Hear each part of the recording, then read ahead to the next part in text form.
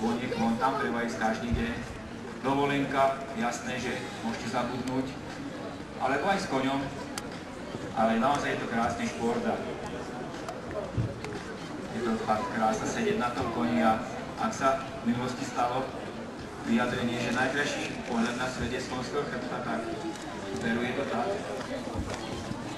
Takže dnes máte ideálnu šancu si pohľadiť toho koňa naozaj zblízka.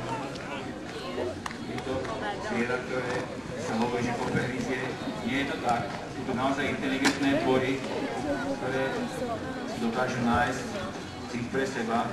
Ale by ste nevedeli, tak príjete tým koňom a ten váš počuje váš vás a on si tak zadrží za vrtáže a nájde majiteľ, že to je to krásne, čo nás každý deň vracia do tej maštale, tomu svojmu koňovi. Zatiaľ plný počet 45. Uvidíme, či k nim pribudne 20 z mojej strany určite. Ej, šťastný šokýval. Veľkého tempa sa prekážka je Šírková. 25 dobrých bodov medzi Adriana Kráka. Chcel skrátiť po tej prekážke v kurze. Nevyšlo to. Adrian Krák Carmelo 25 dobrých bodov, čas 54,80. 56,80, pardon, z mojej strany.